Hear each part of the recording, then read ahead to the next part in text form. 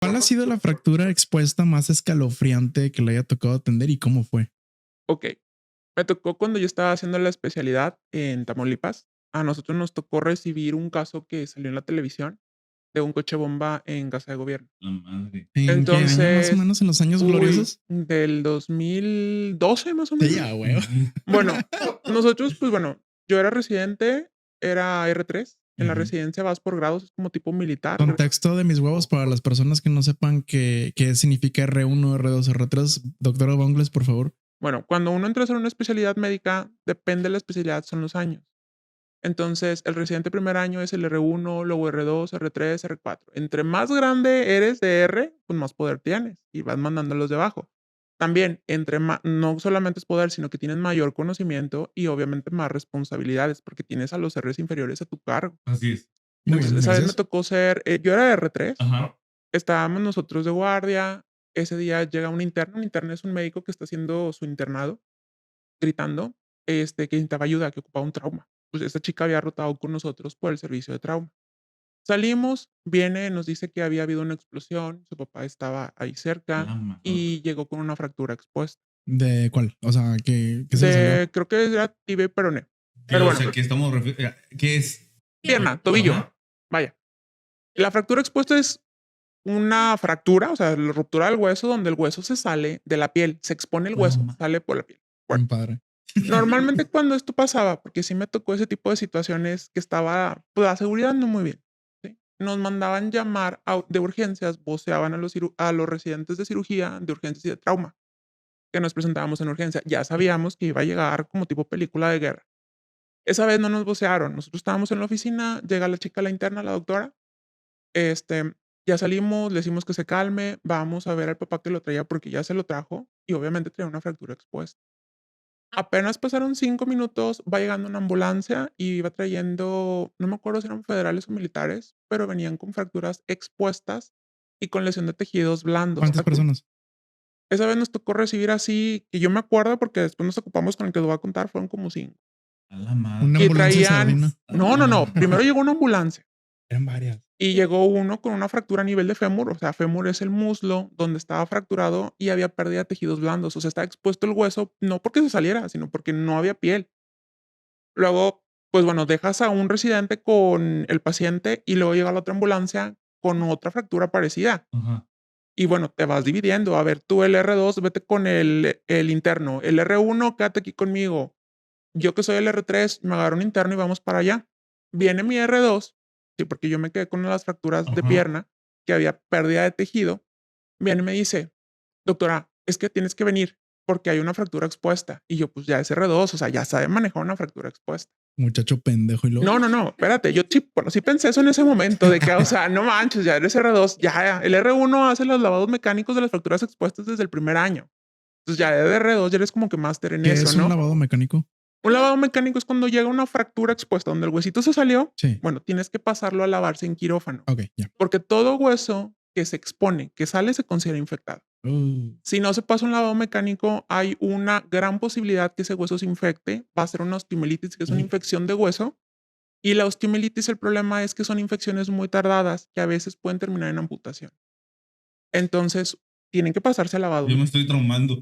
Bueno, yo me quedé así que cómo puede ser que mi R2 no pudiera con una fractura expuesta. Entonces ahí vas en Teníamos, camino. sí, nuestra área de urgencias, un área de Ajá. urgencias y luego había un área de shock trauma donde llegaban los graves. Ya voy con él, veo que el paciente está en shock trauma, veo un montón de compañeros de urgencia y enfermería alrededor del paciente y pues yo voy agarrando mis guantecitos para ponérmelos y poderme acercar a explorar al paciente. Apenas volteé a ver al paciente se me cayeron los guantes. ¿Por qué? Porque era, no me acuerdo si era federal o militar, con quemaduras del 90% del cuerpo, Chinga. carbonizado, así como la película de Star Wars de Anakin, cómo quedó quemado. Bueno, así. Y el problema con él es que es impresionante, o sea, ves la persona carbonizada, gritando de dolor y no puedes hacer nada, no lo puedes canalizar, no hay venas. Y luego todavía a nivel de las piernas, amputaciones traumáticas, o sea, completamente amputadas las piernas colgando por pedacitos de piel quemada. No le hiciste así en un pedacito. No, o sea, para mí fue impresionante, nunca me había tocado ver. Sí me había tocado ver, por ejemplo, los prensados que se cayeron y una amputación así traumática, pero quemado y amputado las 2 piernas, no. Oye, ¿y que estaba quemado el hueso también? El hueso no, tejido blando. Estaba blanquito todavía. El hueso, sí.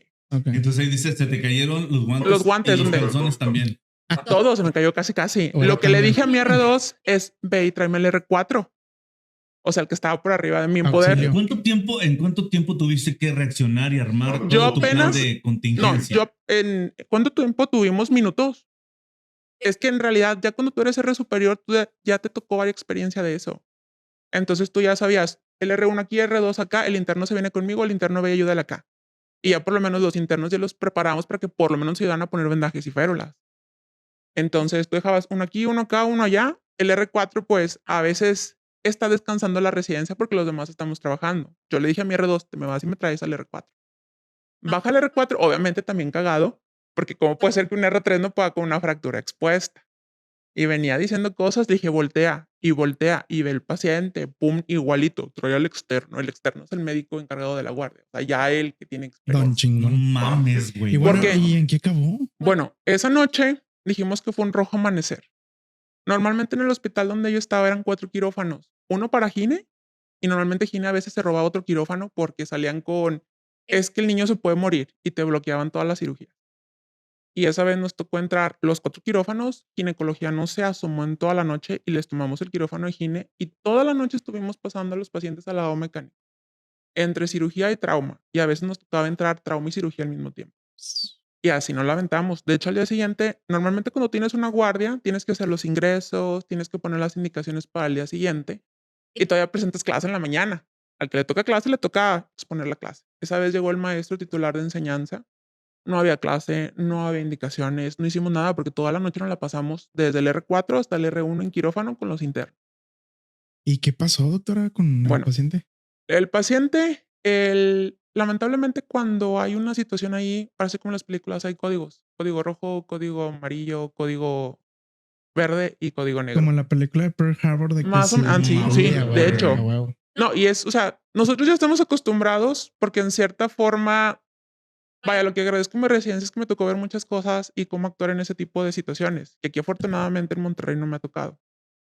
Comprando cuando fueron los del temblor, en el temblor hicieron los mismos códigos. O sea, rojo, verde y amarillo. El verde se Pero espera. descífranos esto. Ajá, Exacto, gracias. ¿Mande? Descífranos estos códigos. Ok, código rojo es el que se tiene que meter ya porque se te va a morir ahorita. Código amarillo puede aguantar, pero apenas tienes espacio lo metes. El verde se espera porque no se va a morir, no va a haber pérdida de la función. Y Y existe un código negro. ese es El código negro es Y ya no le muevas. Ya no no le tiene puedes hacer caso. nada porque aunque tú le hagas algo, no va a sobrevivir. ¡A su madre! Entonces, este paciente que a mí me impresionó un chorro era código negro. ya. Porque una quemadura al 90% es incompatible con la vida. Sí, aparte, traía una lesión que ya no podíamos unir. No hay tejido, hueso carbonizado. ¿Qué El parte paciente era? solamente mande ¿Qué parte pierna. era? Pierna, ok. O sea, la tibia, la espinilla que le dice la gente, bueno, de ahí para abajo. Ok. ¿Informas en ese momento al familiar? En ese momento no pudimos informar porque nosotros, como éramos quirúrgicos, ocupaban tratamiento quirúrgico. De hecho, cada uno se quedó con un paciente y directo a quirófano. De las pocas veces que te metes aún con la bata y te estás vistiendo ahí adentro. No sé si llorar o qué hacer, güey. O sea, Es que imagínate sí, a el mí me- tener que recibir, por ejemplo, Ajá. este código negro y el después, pues no sé cuánto tiempo esperar para que la persona fallezca y luego cuánto tiempo informarle a la gente. Es que das tratamiento paliativo. Tratas de buscarle una vía para tratar de pasarle morfina, algún medicamento fuerte, para que no tenga un sufrimiento o una agonía tan fea.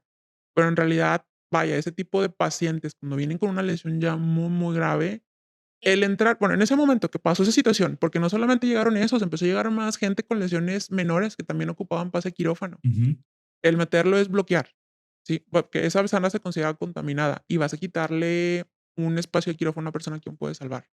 Entonces se escucha medio crudo, pero en ese momento tienes que tomar esas decisiones como médico. La realidad. La ¿Y realidad. cuánto tiempo duró con vida? Ese paciente creo que no sobrevivió la noche. Pues sí. Nada, le fue bien. O sea,